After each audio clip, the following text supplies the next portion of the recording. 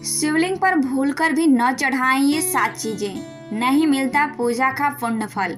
हर वर्ष महाशिवरात्रि का पर्व फागुन मास के कृष्ण पक्ष की चतुर्दशी तिथि को महापर्व के रूप में मनाया जाता है।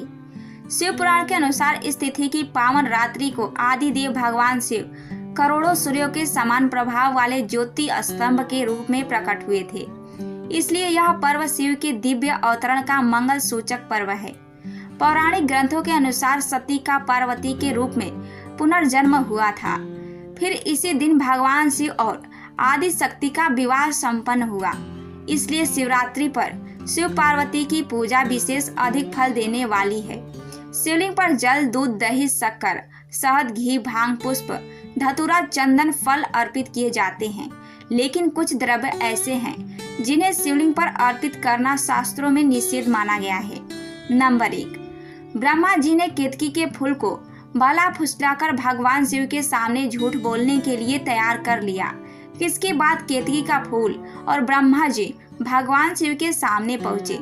ब्रह्मा जी ने भगवान शिव से कहा कि उन्हें ज्योतिर्लिंग की शुरुआत मिल गई है और केतकी के फूल से भी झूठी गवाही दिलवा दी, जिससे रुष्ट होकर भोलेनाथ ने केतकी के फूल को श्राप दिया और कहा कि शिवलिंग पर कभी केतकी के फूल को अर्पित नहीं किया जाएगा।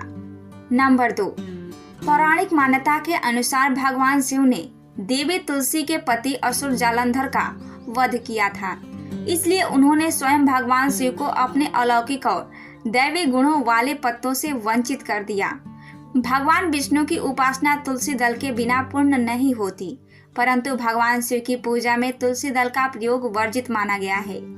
महाशिवरात्रि पर शिवलिंग की पूजा में तुलसी पत्ता, केतकी, कनेर व कमल का फूल नहीं चढ़ाया जाता है। शिव पुराण में ऐसा करना वर्जित बताया गया है।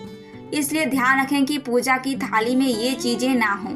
इसकी जगह आप बेलपत्र, भांग व धतूरा आदि अर्पित कर सकते हैं। नंबर 3, शिव जी को कभी भी हल्दी नहीं चढ़ाना चाहिए, क्योंकि हल्दी को स्त्री से संबंधित माना गया है और शिवलिंग पुरुषत्व का प्रतीक है। ऐसे में शिव जी की पूजा में हल्दी का उपयोग करने से पूजा का फल नहीं मिलता है। इसी वजह से शिवलिंग पर हल्दी नहीं चढ़ाई जाती है। ये भी मान्यता है कि हल्दी की तासीर गर्म होने के कारण इसे शिवलिंग पर चढ़ाना वर्जित माना जाता है। इसलिए शिवलिंग पर ठंडी वस्तुएं जैसे बेलपत्र, भांग, गंगा जल, चंदन, कच्चा दूध चढ़ाया जाता है। नंबर 4, शिव पुराण के अनुसार शंखचूड़ एक महापराक्रमी दैत्य था, जिसका वध स्वयं भगवान शिव ने किया था, जिसके बाद उसका शरीर भस्म हो गया। उस भस्म से शंख की उत्पत्ति हुई थी। इसलिए महाशिवरात्रि पर कभी शंख से शिवलिंग पर जल नहीं चढ़ाया जाता है।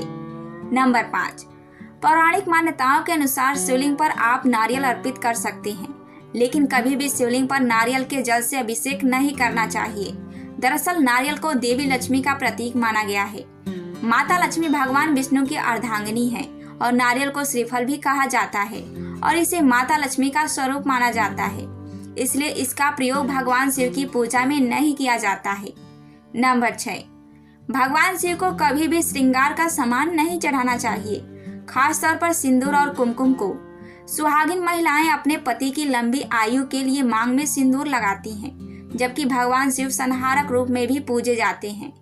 ऐसे में भगवान शिव को सिंदूर नहीं चढ़ाया जाता है, लेकिन मां पार्वती को सिंदूर अर्पित करते हैं।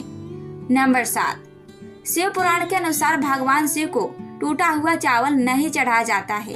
टूटा हुआ चावल अपूर्ण और अशुद्ध माना गया है, इसलिए यह शिव जी को नहीं चढ़ता।